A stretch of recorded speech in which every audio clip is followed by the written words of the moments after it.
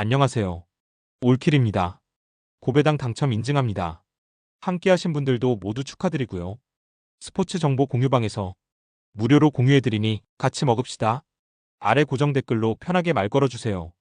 홈팀 FC 도쿄 포메이션은 4-2-3-1이며 다비드는 전방에서 순간적인 침투와 슈팅 선택으로 위협을 만드는 자원이다. 얀 마테우스는 측면에서 스피드를 살린 드리블 돌파와 컷백을 통해 공격을 전개하지만 마무리의 일관성이 부족하다. 우에나카는 이선에서 왕성한 활동량을 기반으로 압박과 볼 운반에 관여하지만 압박이 강해질 경우 패스 정확도가 흔들리는 단점이 있다. FC 도쿄는 전술적으로 중원에서 안정적인 빌드업을 시도하지만 강한 압박 앞에서는 쉽게 템포를 잃는다. 특히 후반으로 갈수록 활동량이 줄며 수비 간격이 벌어지고 뒷공간을 노출하는 장면이 반복되고 있다. 원정팀 교토 퍼플상가 포메이션은 4-3-3이며 라파엘 엘리아스는 박스 안에서 제공권과 몸싸움의 강의 득점 루트를 열어주는 스트라이커다. 마르쿠 툴리오는 중원에서 전진 패스를 통해 공격 템포를 살리며 순간적인 침투 패스로 경기 흐름을 바꿀 수 있다. 레오 고메스는 측면에서 스피드와 유연한 드리블로 공간을 창출하며 역습 상황에서 위협적인 장면을 자주 만들어낸다. 교토는 빠른 템포 전환과 측면 돌파를 기반으로 상대 압박을 무너뜨리며 특히 전방 압박 시 강한 압도감을 발휘한다. 경기 후반에도 꾸준히 압박 강도를 유지하며 상대 수비 실수를 곧바로 득점으로 연결하는 집중력이 뛰어나다. FC 도쿄는 중원 템포 유지가 흔들리고 후반 뒷공간 문제가 반복되는 약점이 뚜렷하다. 교토는 직선적이고 빠른 전개로 경기 흐름을 장악할 수 있는 전술적 강점을 보유하고 있다. 이 경기는 교토가 압박과 속도를 앞세워 승리를 끊어낼 가능성이 높다. 홈팀 FC 서울 포메이션은 4-4-2다. 조영욱은 끊임없이 움직이며 전방 압박과 침투를 시도하지만 결정력과 마무리에서는 기복이 뚜렷하다. 안데르손은 빠른 돌파와 순간적인 스피드로 상대 수비 라인을 흔들 수 있으나 크로스와 마무리에서 안정감이 떨어지는 편이다. 루카스는 페널티 박스 근처에서 볼 터치와 슈팅 전환 타이밍이 날카롭지만 체력 소모가 큰 경기에서는 후반 집중력이 흔들린다. 직전 김천 원정에서 무려 6실점을 허용하며 무너지는 등 팬들이 분노할 만한 경기력을 보여줬고 이럴 거면 기성용을 왜 내보낸 거냐라는 말까지 나오는 상황이다. 김기동 감독은 팬들에게 거센 비난을 받고 있으며 조영욱을 계속 주전으로 기용하는 고집스러운 선택은 여론을 더욱 악화시키고 있다. 원정팀 울산 포메이션은 3-4-3다. 말컹은 제공권과 피지컬에서 압도적이지만 활동 반경이 좁아 전방 압박에는 한계가 있다. 루빅소는 측면에서 속도와 돌파로 활로를 열지만 크로스 정확도에서 흔들림이 있어 팀 전체 공격 효율성을 떨어뜨린다. 보야니치는 중원에서 빌드업과 패스 전환에 관여하지만 강한 압박 상황에서는 실수를 내줄 위험이 있다. 신태용 감독이 새롭게 부임했지만 아직 팀의 전술적인 색깔을 제대로 입히기까지는 시간이 더 필요하다. 결국 현재 울산은 개별 선수의 기량에 의존하는 경향이 짙고 조직적 응집력에서는 완성도가 떨어지는 흐름이다. 서울은 이럴 거면 기성용을 왜 내보낸 거냐라는 팬들의 울분이 쏟아지고 있고 김기동 감독의 고집스러운 기용은 더욱 큰 불신을 낳고 있다. 울산은 신태용 감독 체제 초반의 시행착오 속에서 여전히 완성도 높은 경기를 보여주지 못하고 있다. 결국 이 경기는 멸망전이라는 이름답게 승부의 결정을 짓지 못한 채 무승부로 귀결될 공산이 크다. 홈팀 포항 포메이션은 4-4-2다. 이호재는 문전에서의 제공권 경합과 연계 능력을 앞세워 득점 루트를 열어줄 수 있는 카드다. 홍윤상은 빠른 돌파와 측면에서의 활동량으로 변화를 주지만 마무리 단계에서 기복이 남아있다. 오베르다는 미드필더 라인의 핵심으로 빌드업과 전환 모두를 책임지고 있으나 기성용 부상 공백으로 인해 지나치게 많은 부담이 집중되고 있다. 결국 오베르단만 차단당하면 공격 전개가 단조로워질 수 있다는 위험 요소가 존재한다. 원정팀 전북 포메이션은 4-3-3이다. 콤파뇨는 페널티 박스 안에서 제공권과 몸싸움에 강점을 보이며 단조로운 볼 배급에도 스스로 득점 찬스를 만들어낼 수 있다. 전진우는 왕성한 활동량과 압박으로 중원 장악에 힘을 보태고 빌드업 속도를 끌어올리는 역할을 맡는다. 김진규는 좌측에서 빠른 돌파와 크로스를 통해 이성과의 연계 플레이를 강화한다. 특히 이승우가 후반 슈퍼서브로 투입되면 전술의 무게중심이 한순간에 바뀔 수 있어 경기 후반부 변수가 전북에 유리하게 작용할 수 있다. 포항은 미드필더진의 공백이 드러나는 순간 공격 루트가 급격히 단순해질 수 있다. 전북은 중원 장악과 교체 카드 활용해서 우위를 점하며 경기 후반부 변수를 자신들에게 유리하게 만들 수 있다. 이번 맞대결은 전북이 전술 체력 심리에서 모두 앞서 있으며 승리를 통해 분위기 반전에 성공할 가능성이 높다. 홈팀 안양 포메이션은 3-5-2다. 못다는 최전방에서 순간적으로 공간을 치고 들어가는 움직임이 날카롭지만 마무리 과정에서 일관성이 부족하다. 야구는 측면에서 왕성한 활동량과 스피드를 바탕으로 돌파를 시도하지만 크로스의 정확도는 기복이 있다. 마테우스는 중원에서 볼 간수와 전환 패스를 시도하지만 일부 리그 템포에서는 빠른 압박에 자주 고전하는 모습이 반복된다.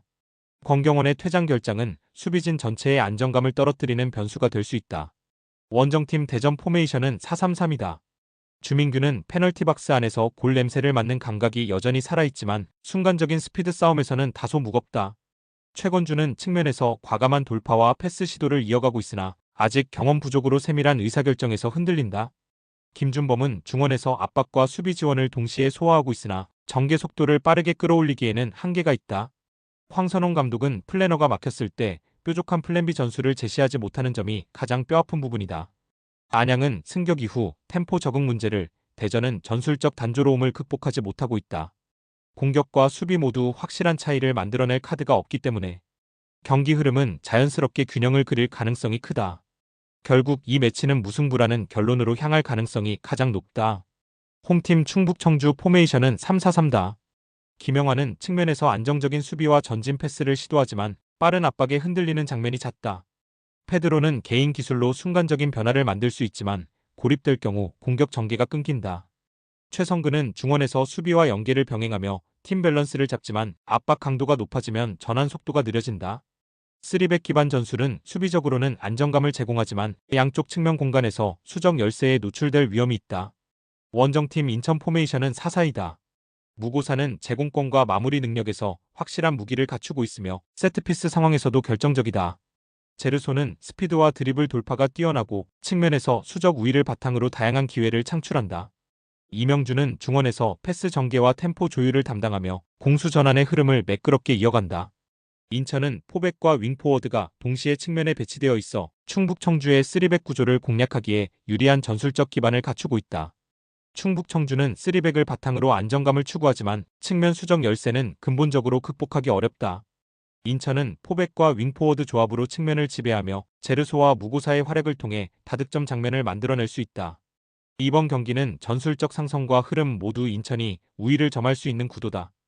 홈팀 충남 아산 포메이션은 3-4-3이다. 은고인은 전방 압박과 공간 침투에서 활력을 주지만 제공권 싸움에서는 한계를 노출한다. 김승호는 중원에서 끊임없는 활동량으로 수비와 연결고리를 맞지만 전진 패스의 과감함은 부족하다. 손준호는 안정적인 볼 배급으로 팀의 중심을 잡지만 상대 압박이 강할 때는 전개가 느려지는 단점이 있다. 특히 수비 라인은 장신 공격수를 마크할 때 불안한 움직임을 드러내며 순간적인 집중력 저하가 치명적 실점으로 이어질 수 있다. 원정팀 부산 포메이션은 3-4-3이다. 곤잘로는 장신을 앞세운 포스트 플레이와 제공권 장악으로 상대 수비를 흔드는 핵심 자원이다. 패시는 빠른 침투와 마무리 감각으로 박스 안에서 위협적인 존재감을 보인다. 사비에르는 폭넓은 활동량과 드리블 돌파로 측면에서 활로를 찾으며 세트피스에서도 중요한 옵션이 된다. 부산은 곤잘로를 기점으로 한 이선 연계와 역습 완성도가 강점이며 경기 후반에도 체력적으로 밀리지 않는 흐름을 이어간다. 충남 아산은 홈에서 끈질기게 저항하겠지만 제공권 약점이 곤잘로와 맞붙는 순간 드러날 가능성이 높다. 부산은 장신 공격수의 버팀목과 날카로운 이선 연계로 득점을 만들어내며 경기 흐름을 잡을 수 있다. 결국 이번 승부는 충남 아산이 끝내 높이의 벽을 넘지 못하고 부산의 승리로 이어질 가능성이 크다. 홈팀 화성 포메이션은 4-4-2다. 박주영은 2003년생 신인 스트라이커로 연령대 특유의 활동량과 순간적인 라인 브레이킹으로 상대 수비를 흔드는 스타일이다.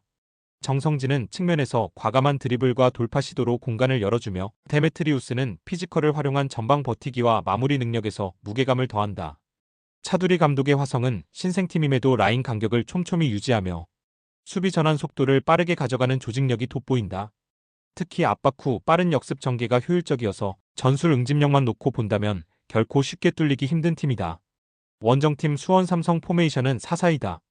김지현은 타깃형 스트라이커로서 제공권과 몸싸움에서 존재감을 보이지만 최근 박스 안 마무리 집중력이 흔들리고 있다.